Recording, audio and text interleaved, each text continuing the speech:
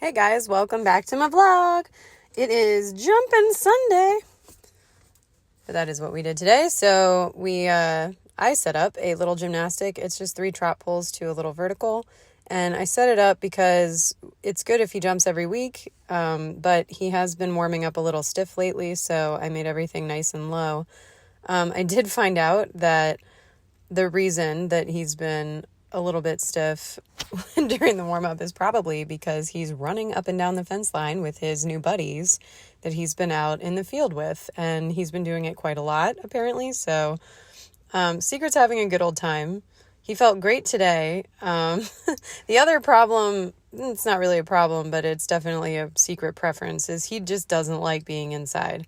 When I first started riding him, we rode in an indoor primarily because that was what was on the property to ride in. And he was just no motivation. Just doesn't want to play if we're in an indoor. Unfortunately and fortunately, it was disgusting outside, so we didn't really have a whole lot of option to ride outside, so we rode in the indoor. This is just our warm-up. I'm just doing a little bit of haunches out to get him nice and warmed up and stretching and flexing through everywhere. He wasn't as big a fan on the left as he was on the right. Usually the right is a tougher direction for him, but this time it was definitely the left. But we ended up working both sides pretty well. He felt pretty even by the end of the ride. And actually we did probably, we walked around a lot outside. He was a little pistol, which is why I think he's totally fine. He's just lazy, because when we were outside, he wanted to have a good gallop. So I know he's feeling good. It's just not his preference to be inside, and that's fine. I get it. I mean, not everybody likes, the office environment, I guess, would be a good parallel. But some days we just need it. Because I have also found that if I don't jump school or do anything like this, because none of these fences were big, but if I don't, then we lose, we just kind of lose the skill. Like, you lose it if you use it or lose it, I guess. But Secret, when he's rusty and not confident about jumping, it's just a little bit tougher for him to get back into the swing of things. So even if it's not big jumps, it's always good for him to just get a little bit of practice in. And it helps me too. It helps my riding for sure. Yep. So we did this gymnastic a few times, and he was pretty lazy about the whole thing. So eventually what I did was switched up the gymnastic, but first I wanted to get a good canter and a nice go through the bounce, and he was pretty good about that. He was actually, like I said, he was a little better to the right. That's not usually his better direction, but he was good. He sat up and he listened, and even when he got in short, he was still very gathered very well on his hind end, and yeah, he's a good boy. There's not really much to say. He was great. It's like, oh, Claire can always find stuff to say. So then we switched it up and went the other way.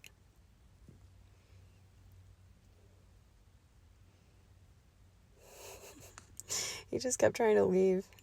We left the door open on the indoor, and he just kept kind of pulling for it. Can we just go outside? I want to be outside. And I was like, dude, you're working probably 11 minutes out of this 40-minute ride, and for 20 of it, we were outside. So calm down, man. But yeah, he was a really good boy. Just very careful and correct. And for myself, when I was riding, my focus was keeping my chin up and my core nice and tight. Because a lot of times when I'm looking, I just will look down. I just love looking down. So I was trying to break that habit in myself. So just trying to keep my eyes up, my core tight, and my leg on to support him. And I think he appreciated it, because I think he did a great job. And then after we did this, I switched up the gymnastic a little bit. I put a little oxer instead of just the little vertical, just to give him a little bit more to use his shape. And I did just a placing pole 9 feet away. And this is what I mean, this horse. So he's just not the kind of horse that's just going to take you through. You really do have to ride. And if you're not going to ride, he's not going to do it. So right here, I don't think there was anything wrong with this jump. He just was like, oh, no, I don't think so. So I gave him a little tap behind my leg and was like, no, I mean it. And so we came back around. And then on our way there, because the secret, if he thinks that he can get away with stopping because he doesn't feel like doing something, he will. He'll stop the whole time, and then you'll have a problem. And it's nothing regarding his confidence about it. I just think a lot of it is just if he doesn't want to and he thinks there's an out, he just won't. Yep. So then he went through really nicely, and we did this a few times and then added in the bounce. So he just kind of kept coming around, tried to keep a nice rhythm, nice and straight. It's not super straight on there. He was kind of bulging his right shoulder.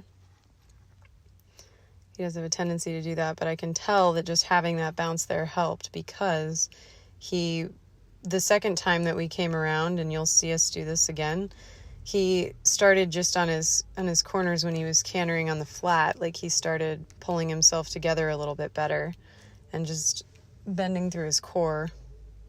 Not bending through his core, but you know what I mean, just using his core.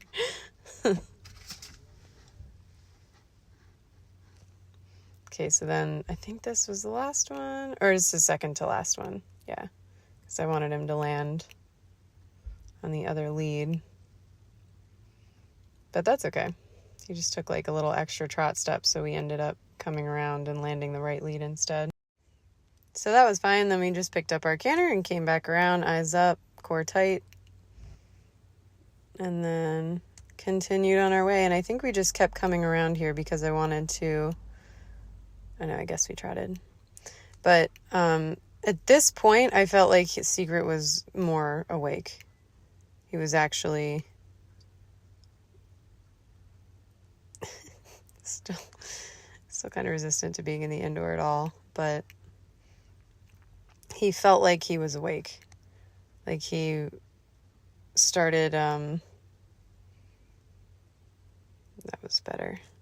But he started, like, I don't know, you just feel it in his body. Like he just felt a little perkier. Yep. And then since he landed the left lead, we just hung in there. Stayed right on that left lead. Eyes up, chin up. And and then he just kind of was alive. I don't know how else to describe it with this horse. Like, if he's feeling kind of dead, it's just like he's doing the stuff, but he's got this sort of feeling in his body that's like, but at this point I felt like he was pretty awake and he was like into the job. It just took a minute to get there.